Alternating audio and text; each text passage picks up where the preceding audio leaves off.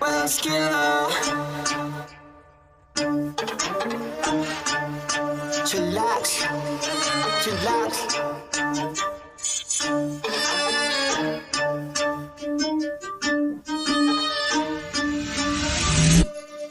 Kapag si Tito Well nag-demo, kitang-kita mura presyo. Lahat kalidad, hindi invento, trabaho pero tao-tao. Bago ilabag dapat kalidad, di lang basta pamato. Lahat detalye makukuha, di lang basta panalo. Kapag si Tito Well nag-demo, kitang-kita mura presyo. Lahat kalidad, hindi invento, trabaho pero tao-tao. Bago ilabag dapat kalidad, di lang basta panalo. Lahat detalye makukuha, di lang basta panalo. Iniikot kahit malayo, basta matibay pandayo. Kung maghahanap ng mura, dapat iyong malabo. Kaya tumagal kahit na mura, kaya dapat pandayo. Di masasayang oras, pagod kahit abutin ng malayo. Kapag si Tito Well nag-demo, kitang-kita mura presyo. Lahat kalidad, hindi invento, trabaho pero tao-tao. Bago ilabag dapat kalidad, di lang basta pamato. Lahat detalye makukuha, hindi lang basta panalo. Kapag si Tito Well nag-demo, kitang-kita mura presyo. Lahat kalidad, hindi invento, trabaho pero tao-tao. Bago ilabag dapat kalidad,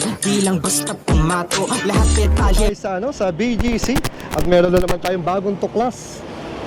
Ito ang Mini, ayan, ng autohub. Ayan, British iconic cars. Ano yan, mga kitang-kita nyo, mga iconic na mga Mini Cooper. Alam nyo, napakadaming gumaya nito eh. Pero ngayon, ang Mini Cooper, meron na silang sariling full electric vehicle. Huwag na tayo patumpik-tumpik pa, let's go! Nandito na tayo sa loob ng kanilang showroom. Ayan. Saktong-sakto, nandito si Sir. Sir, pakilala ka naman. Good morning, my name is Vic Tanque. And good morning also sa mga Chillax. And welcome to our mini showroom. Yeah. Today, I will present to you our all-new Mini Cooper S Countryman SE. It's an electric car, Countryman siya. And it's very new in the Philippines, and the whole body and technology has been changed, it's upgraded. It's a wonderful car really to use now compared to the previous model. I mean, the previous model is nice, but this has more added feature, and being the first electric car in the Philippines for me, it is totally exciting, very fun. Mga Chillax, I'd like to walk you around to our Mini Countryman S. This is the electric, so I would call it SE. The transmission is a single-speed transmission, but I want to start in the front of the car to show you that this is a new Countryman. Here in the front, we have the vibrant silver grille color, and these are the new grille design. For the electric, you have the S as for the yellow color. And for the front, the grille is totally different design, that it's almost covered. And you still have air passages down here and down at the bottom of the air down. The Mini logo has been changed also. Now you have a vibrant silver for the color of their logo. And also for the lights for the Mini, of course the Countryman would have sharp corners, but these are totally designed new now, and you can have 3 variant settings for the daylight running lights. You would have classic, favored, and JCW. That's nice. John Cooper Works. And of course, our headlights are matrix headlights, and they're more adaptable to our driving conditions and for the new design. Now, the front, of course, has like sensors in the front, and they help the car for your driving assist. And I would like to show you under the hood that the car is equipped with a 12-volt battery for our common power windows, the lights, the air conditioning, and other electrical accessories. Plus, the car is also equipped with a battery for powering, and that's totally different. Let me open the bonnet right now. Okay, Kachillas, our cars now are still made in Germany, even if it's an electric vehicle. Oh, nice. As you see here, it is just a cover here, but underneath here, we have our 12-volt battery. And what powers the car is there's a floor power battery to run the motor. Of course, we still have like coolants on the side here. The purpose of that is for our air conditioning. So you'd find our brake system, the air conditioning, they're all in this bay here, but there is no engine. So the motor is located also down here. Of course, as a Mini owner, the only thing you will do is put water for the windshield wiper. And then to close it, always about 12 or a foot distance from the front body and just bring it down. And then for the side, we have size 20 wheels, and these are called windmill spokes design. Windmill spoke design. Okay, these are very new for Mini. Some other luxury cars would also have a similar design that makes the Mini more premium. I have seen this similar design on like the Rolls-Royce wheel, and they would use it. So we still have our sports side skirt. It's an all-4 trim. And then on the side here, it says all-4, meaning the car will give you a safety feature for traction if the car is recognizing slipping on the road when you're going high speed. The all-4 will start to function by itself. Nice. Of course, it always works in the front wheel drive always. On the side here, we pack our EV charger. So there's an AC port right here, and at the bottom it says DC. So for the Mini Countryman, we just like open the cover by pushing the flap right there. And then this is for the AC. And for DC charging, of course, you'll have the whole set right here. DC it's a more faster way of charging it, and that's nice to know. And after charging, we simply just close it. Charging time is about, for an AC, is about 7 to 8 hours from 0 to 100%. And for the DC, maybe you do about 3 to 4 hours for 0 to 100%. So Nice. that's kind of quick. Sometimes it depends on the available charger, the kilowatts that is available. And then just to let you know, by the way, the horsepower of the Mini Countryman Electric is 313 horsepower. I think that's packs a lot of power for electric. And you have a fantastic torque of 494 Newton meters for torque. You can imagine how fast this small car would run. It'll punch a lot of excitement from there. So it uses regular tires and again, the windmill, so they're more comfortable for you to use because they're manageable. And at the back here, we have new headlights, taillight design. And again, the trimmings are in vibrant silver. You have the Countryman badge as well. And of course, it's still a Cooper S in yellow color to show you it's an electric vehicle. Nice. At the back here, we have like sump guards as well here for the rear.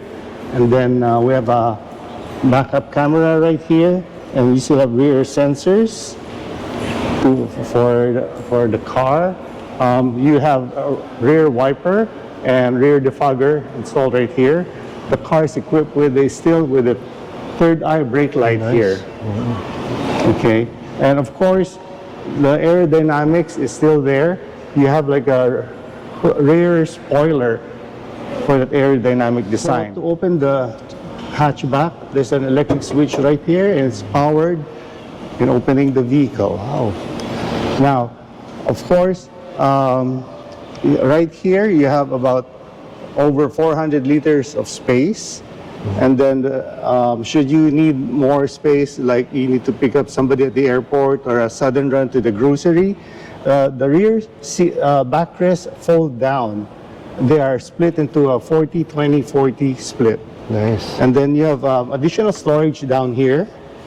So the storage is to give you, should you want to like keep like special bags here, valuables, or maybe your golf shoes if you're playing golf. Okay, and then you have pockets here for storage. You have another storage with the net to hold on other materials you wish to. These ones come off the cover, and so you can have a larger entrance for like boxes or golf sets. And then, of course, we have our early warning device here, and it's an original equipment. And the switches up here, these are to close the hatchback, and this is to lock the doors and close the hatchback as well. So I will like push this now to show you. Wow. Being electric, there is no sight of a tailpipe because, of course, it's an electric vehicle. Full electric, sir, no? Yes, no need for other designs. And back here, this is your reverse light. Ah, may reverse light. Okay, so you might wonder where the reverse light is. It's down at the center. And of course, your evening lights are here and the brake lights. Go back to the brakes. You have 4 disc brakes, and the disc brakes are equipped with traction control, ABS of course, and other intelligent features which the Mini has introduced to us now. And then on the side here, we have our side mirror with the new design. It's got a triangle warning design also for blind spot. Okay, and of course it will always be the roof and side mirror would have the same colorway. All right. And Those are then, foldable, sir, to auto fold. yeah, merong auto fold siya. Fold. And then on the side, the door handles are very new. They're flat, different design. And you can see some stripes running on this door handle. They are to lock and open the car. And you can use your NFC card. Ah, so top card din siya, sir? Top card din siya. Okay, wow. Okay, now I want to show you inside. On the inside, we have our dashboard with a newly designed dashboard.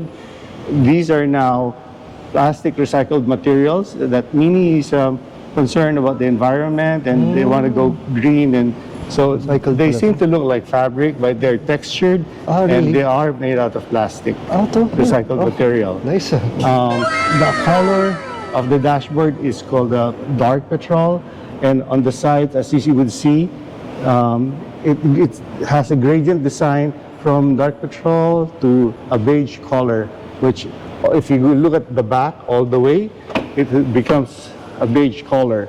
So those are one of the unique designs of the Mini. Nice. Now, back to the front, I'd like to let you know the seats are now all power with memory, and the materials. These are John Cooper Works seats. John Cooper. Yes, the materials that we use here are vegan materials. We call them Vesin leatherette, meaning vegan being it's non-animal. It's more or less pollutant to the environment again, because the process is much safer and it uses lesser polluting materials and waste of water in production. And if you look at the middle, there is no transmission stick anymore, and that you just have a storage box in the middle. Yes. And then you will have an armrest as well. So everything is new here. On the middle, we highlight the 9.4-inch OLED display. And it controls, all your controls will be found there. And even new features like built-in navigation, your controls for the sound system. The car is also equipped with a special massage feature. So may massage din to. Yes. Cold and hot or cold? Yung massage? Yung massage. Cold lang. Cold lang, oh. Oo. So, ibig sabihin may cold and hot din. Okay. Sa front lang, sir, may massage. And, Only on the driver's seat. driver's seat. Okay. You can see that the door handles to open the doors has changed in design. You no longer have the round door handles to open the interior. You now have them in like almost squared design. And then the car is equipped with a Harman Kardon, and like the tweeters are found on the door right here. The switches for the central locking is these ones here. Of course, you have the side mirror switches and the window switches right there. And then you still have this unique switch for the Mini Countryman, wherein you can open the hatchback through the switch here. It's practical. Like if you go to the mall, you have you don't need to go down. Correct. If they need to inspect, then you can open it from here and close it. And then going to the driver's side, you have the latest design steering wheel. So the whole design for the wheel is new, and it's like a 2-spoke with a fabric in the 3rd spoke right here. The air vents are newly designed. You have no longer like rounded air vents. They're like elongated right here. And then the signal light switches is still right here. It's a mechanical switch. And then you also have the wiper switch right here. On the steering wheel, back to the steering wheel, you have multifunction switches. On the left side of the wheel, you control the cruise control and limiter. Those are very useful. And on the right side, you have your entertainment controls, volume control, and then you have favorite station, music. Of course, you can do hands-free answering or dialing, and you have voice command right here to say you can command the car to change stations for you, and other commands that you can tell the car. Okay. Now at the center, we have now all toggle switches. These are the new design for Mini.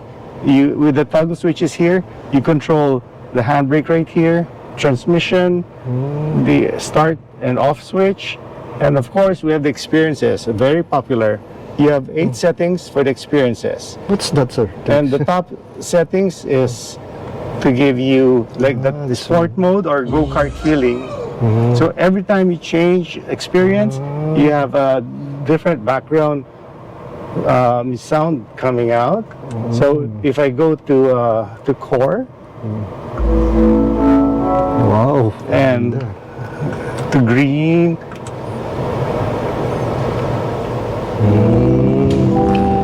So may ano siya, no? Kasama rin yung music, nagbabago rin. Babago din. And the ambience light will simultaneously include in the changes. Yes. Okay. So I'd like to show you the display here. Like if I were to bring it back to go-kart. Okay. Here to easily understand, this is the battery power, and this one tells you how much you can still run with it. Yes. The actual mileage of the vehicle, and you have like aircon, thermostat, dual aircon settings right here. The display is entirely new, so it shows your sports gauges right here. You have the Newton meter and how much kilowatts you're pushing. Yes. Of course, most of the time we will be using these 5 widgets here.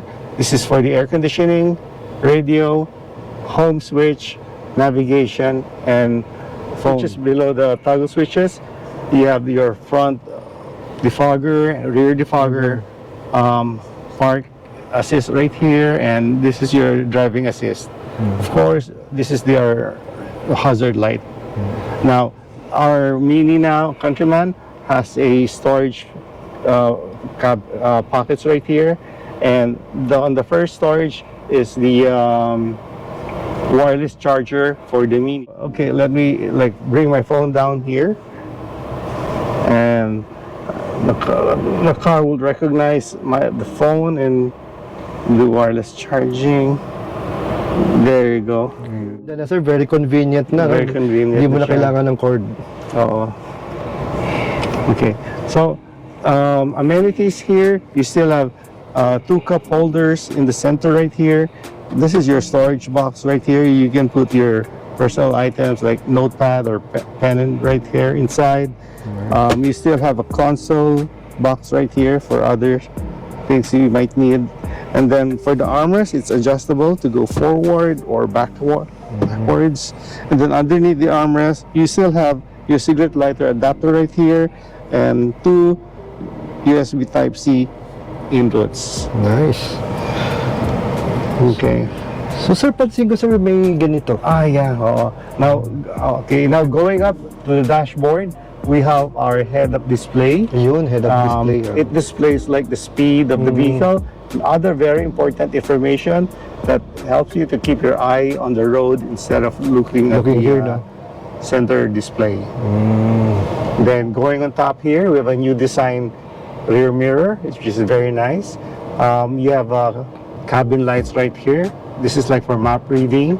And then this is your switch for your sunroof. It's this time our sunroof has solid cover instead of the net on the previous model on our Legacy.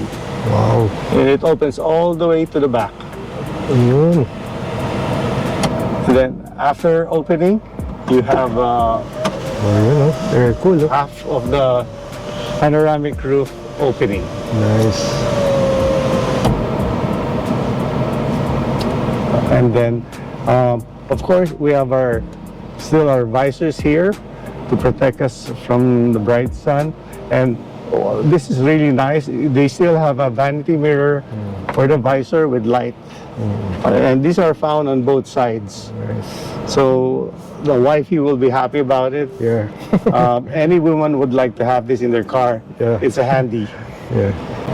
Ito, ano pala, sir? Those are built-in microphones. Microphones. Yes. Mic pala to. Now, something new with the Countryman, you have now a grab handle here on the interior, which the driver's side did have it before, and now it's available. Nice.